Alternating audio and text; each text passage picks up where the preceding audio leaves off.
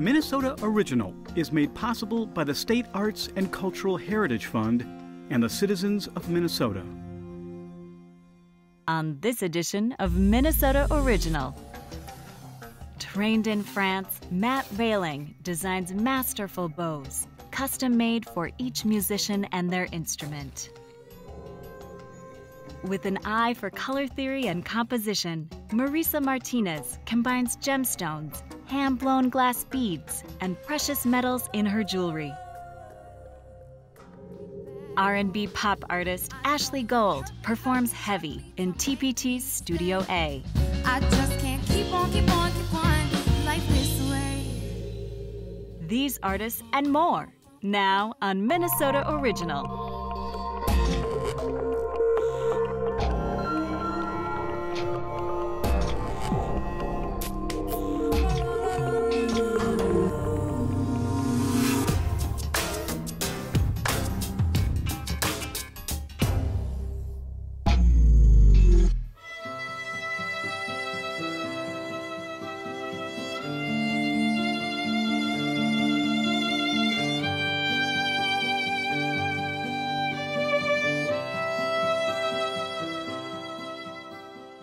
I'm Catherine Shabilska, and I'm a violinist with the Minnesota Orchestra and also play in a group called Acoustic Acclaim. I first heard about Matt Wehling from a violin maker, and he was raving about the wonderful workmanship and beautiful tone of these bows. A bow modifies the sound coming off a violin.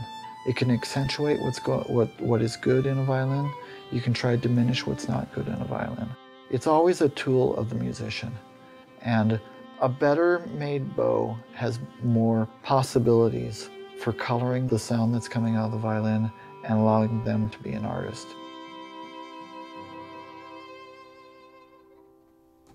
There's a lot of just tiny little steps that have to be really meticulously done, and that suits my personality well, to really be able to go into those little steps and try to do everyone as perfect as is possible.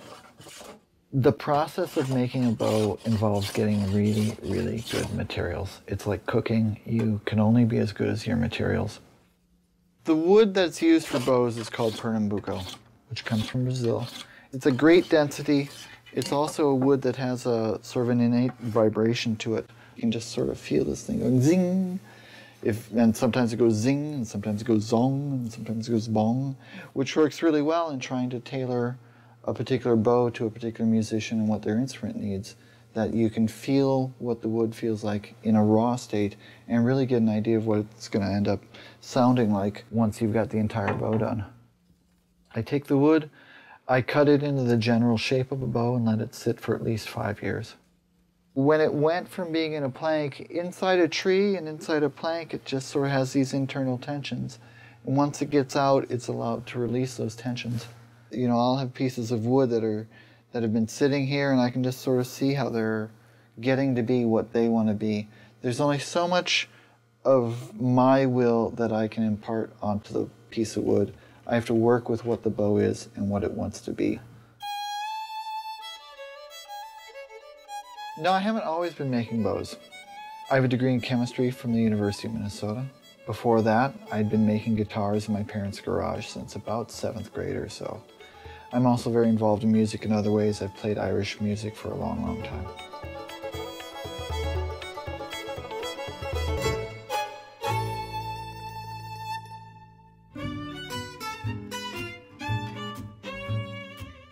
I had a job as a research chemist.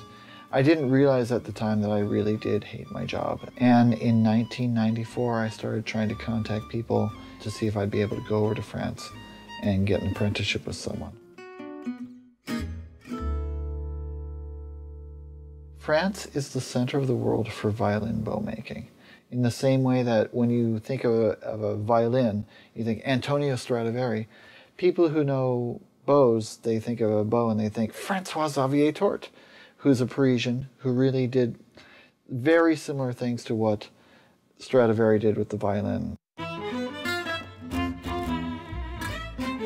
The first person I studied with was a man named Benoit Roland, who had a very long lineage back to, say, 1850.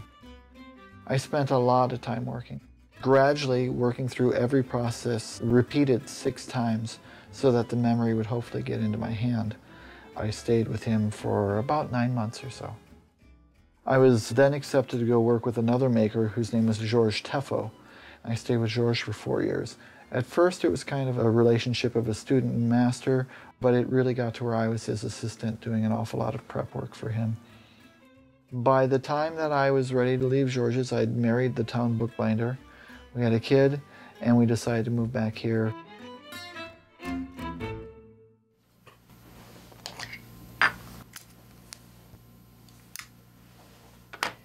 I'll start roughing out the stick and bending it using dry heat over the corner of my table. As I look at this, I can see that there's not enough camber. Camber is the actual curve that's in the bow. Earlier in the process, I was using more just planes you might buy at the hardware store. But these are ones that I had to make before I could go over to France. The first person I work with said that you have to make planes exactly like the ones that I use so that the teaching will be very consistent.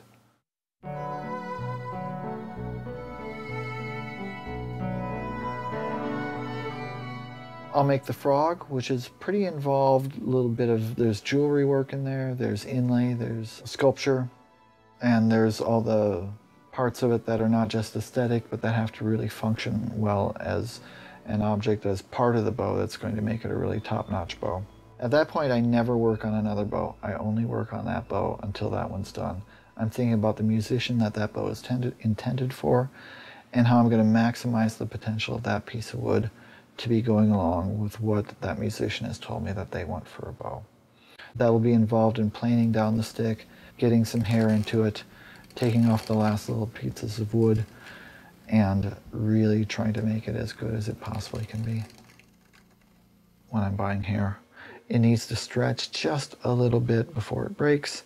It needs to be not very wavy, otherwise you're not going to get a good, fine, consistent band of hair from the left side to the right side of the frog or of the head. People tend to prefer that it's really, really nice and white. If it's just a little bit off-white, to me personally it doesn't bother me all that much, because really the most important thing is how something sounds. That's rosin that's been powdered up and crushed, so it's just tree resin, the same type that would be used on the pitcher's hand so that he could hold on to the ball, and melts and works as just sort of a natural glue when it's melted into everything. A lot of people now use super glue to do those knots, but I really don't like that. To me it's very much a disconnect from the natural order of things. What's wonderful about Matt is that he picks up on the player's cues, he watches you play and can translate that into the mechanics of what makes the bow function. And so last summer he started working on a bow for me, and I have it now and I just love it. What I like about this bow is that it's very light. It's also very nimble, but they're stable when they're in the string. They remind me of the way the great French bows feel. They're just like butter. I have an awful lot of books, and you look at pictures of older bow makers, and I'll look on the table and say, hey, that's my tool. This is the exact same thing. Here's a picture that's 100 years old, and here's my tool. And I really find an attraction to that. It's really appealing to have a living maker making something of the quality of the classic, very expensive French bows. I also think it's cool that he studied in France, and so he has sort of this connection to the history of the great legendary bow makers of the past. From the Violin Society of America, I've won 5 gold medals. That put me in a category called hors concours, which doesn't allow me to compete in that competition anymore. And in 2011, I went to the City of Paris competition, and I was fortunate to get the grand prize of the City of Paris. To be going back to France and seeing those people whose opinion of me really does matter a lot to me, it was just personally a very fulfilling experience. What keeps me going is working with musicians. You go see the orchestra and you think, I am a very small part of making this orchestra work well. One of the least important links in the chain, but still, I'm helping those really wonderful musicians do what they can do.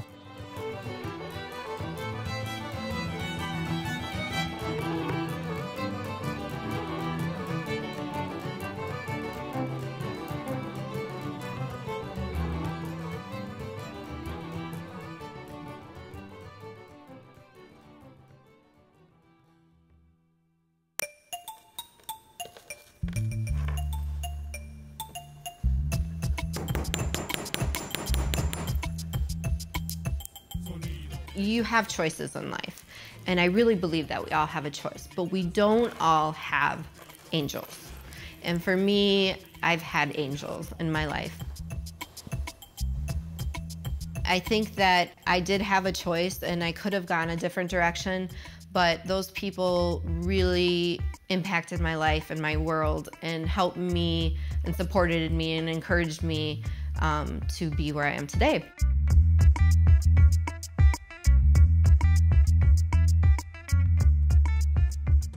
I was trained as a fine artist, so I come at jewelry design from a little bit of a different perspective, in the sense that I tend to design from a place of color and composition.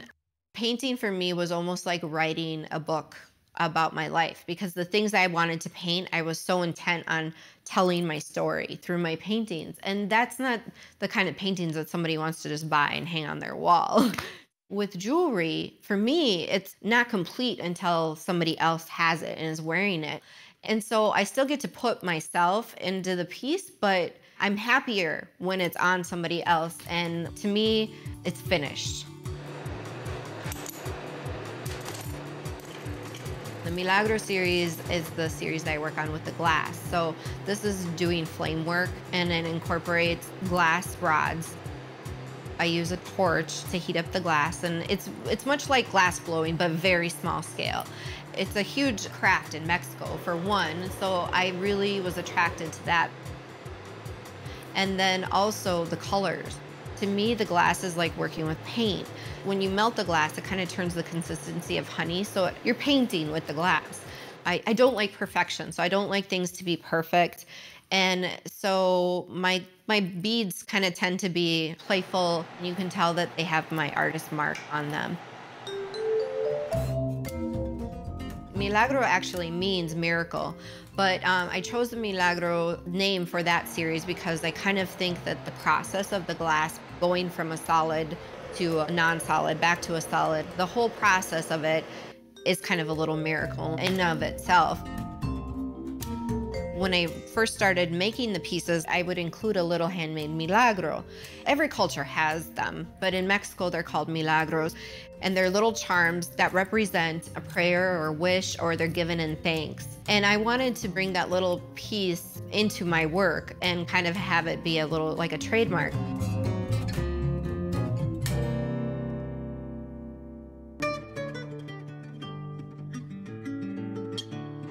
My family are migrant workers, so I was born here in the United States, but my family's from Mexico. The first half of my life, I was raised in a Mexican culture, and mostly by my grandmother, who is an amazing woman and taught me so much about life, and has an influence still today in my life. But then from the time I was 8 until I graduated, I ended up becoming a foster child, and that had a huge impact on my life as well. Art was something that I didn't think that I could make a living or you know, be successful doing art.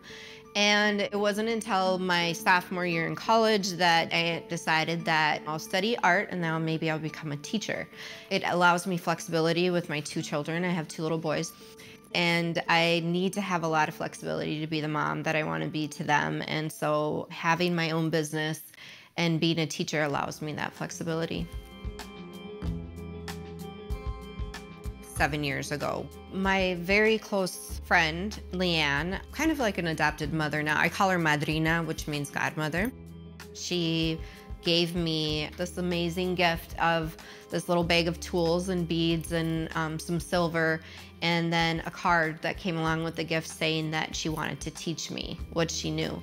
I thought of it as, okay, this is gonna be something special I can just do for myself, kind of what I do for my students now, but I never imagined that it would be this gift that would change my life. It would completely change my life. But it wasn't only from her. She was part of this amazing women's group. They're all artists, and they all just kind of took me under their wing, and they really instilled in me this idea of empowerment, and that I could do something with this gift. I think traditionally, if you would ask most people, is jewelry an art or a craft? They would say it's a craft. To me, And the way that I create jewelry, to me, it's an art. I have another mentor in my life, Dougie Padilla. He's always trying to get me to take my work to the next level. And he knows that my background is in fine arts, so he's always trying to push me back over to the fine arts. In our culture, we have altars. They're called ofrendas as well. And you put things that are very important to you on these. And I said, what if I created a limited edition series of jewelry and I made its own little shrine for it? So its own little ofrenda. And it would act as a piece of actual fine art.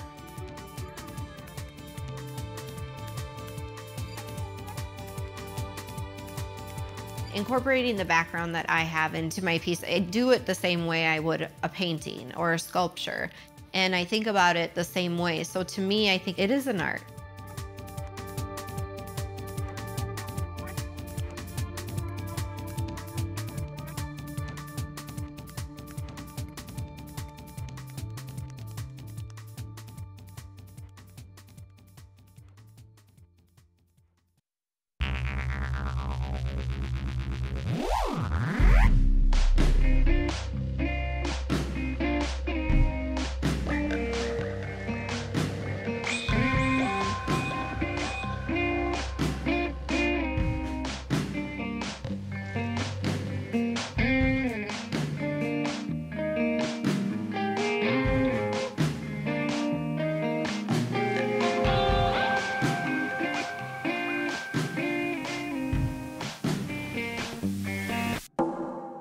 A lot of my painting is, I feel like it's a sense of preservation, historical preservation. There are pictures that I've painted where the buildings and signs are no longer there.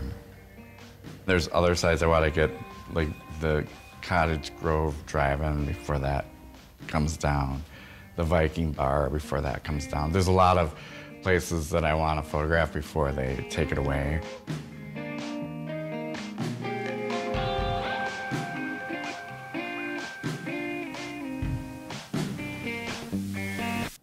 I've been oil painting all my life. I have a BA in design, so we were trained to look at our environments and the page as blocks of shape and color and design and stuff. And so every time I, look at my surroundings, I see like compositions. Before I started painting every day, I took photographs of the cities I would visit.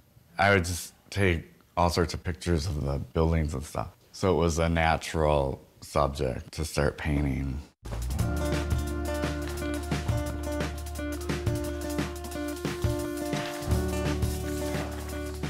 I go through hundreds of photos and I pick like a couple of them, and then I blow them up to see how they look. And then I go to a copy store and I have them enlarge them. It comes in two pieces because this one's so big. And then I tape them together. And it's like a puzzle. I try to, match the exact lines.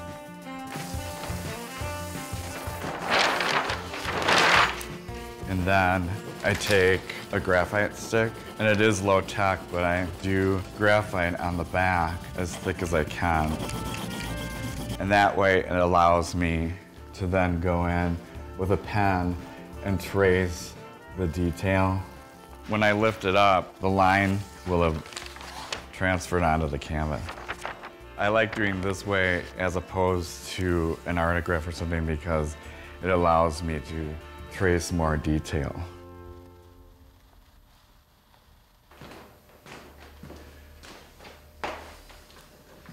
Mixing the colors is half the process for me. I like the gooiness and the texture of oils. There's just an opportunity to make a lot more different colors, I think, from oil than there is from acrylic or water. I study a photograph and I study the actual color, and then I try to duplicate it. By doing that, I usually end up with my own color, but something close to what I'm, looking at. With shadows, I can be more playful. I can put, blues or violets and stuff where a photograph might just show a gray.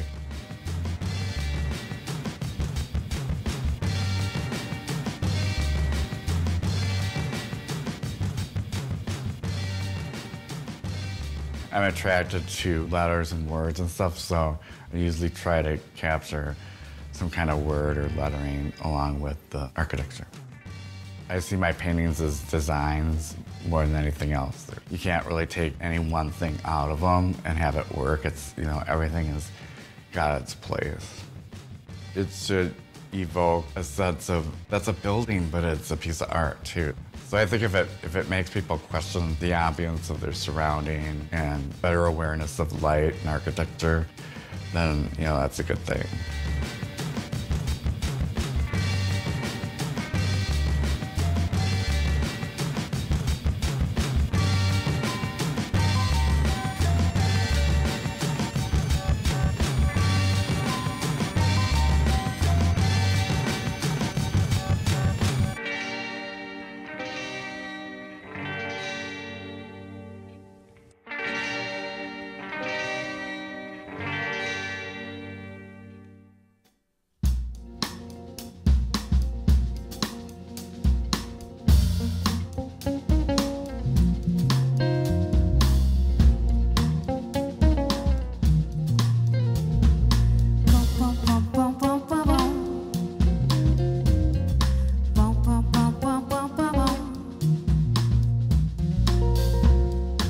Getting late. I shouldn't be here. I slowly move my limbs, try not to wake you. I cannot stop if I wanted to. I get sucked down into the tidal wave of you, but I don't trust myself. No, I don't trust myself. I feel so heavy, heavy, heavy in your arms. Want you to carry, carry, carry me back home. I know you'll hurt me, hurt me, hurt me to make me stay. I just can't keep on, keep on, keep on like this way. Boom, boom, boom, boom, boom, boom, boom. Yeah, yeah. Boom, boom, boom, boom, boom, boom. Yeah, yeah. Boom, boom, boom, boom, boom, boom, boom. Yeah, yeah. Boom, boom, boom, boom, boom, boom, boom. A lonely road, abandoned street, a saxophone sings, calls out to me. You cannot stop if you wanted to. I get sucked down into the tidal wave of you, but I don't trust myself with you. No, I don't trust myself.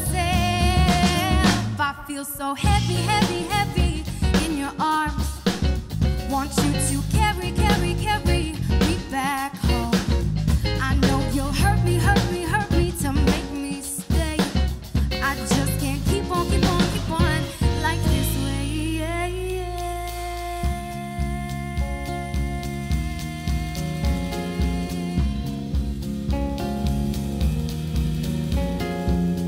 open your eyes. Open your eyes.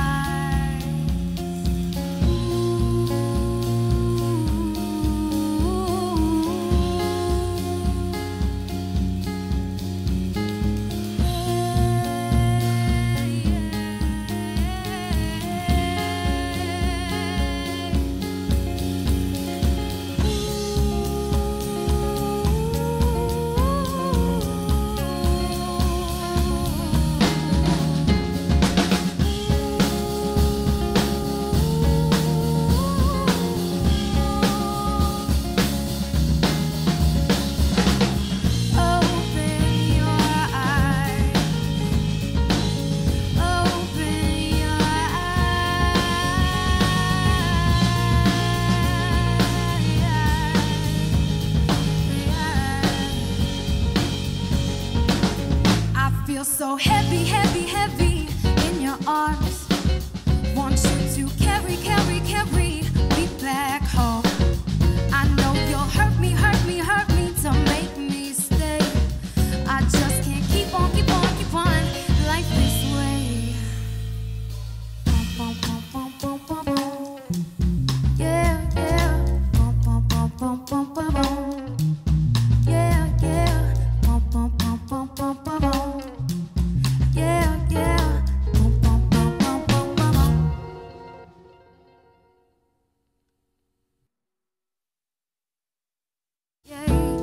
yeah. You could have it in the morning, you could get it in the afternoon, when you come home late from work or even after school. You ain't even gotta ask me, we really need to cross no lines, cause I can read your, cause I can read your. Everybody's talking and it's coming on so strong. When they hear this song, they run and gotta turn me on. Won't you come on over, baby? You're making me feel so crazy. Got me hooked on every look, no need to speak. Minnesota Original is made possible by the State Arts and Cultural Heritage Fund and the citizens of Minnesota.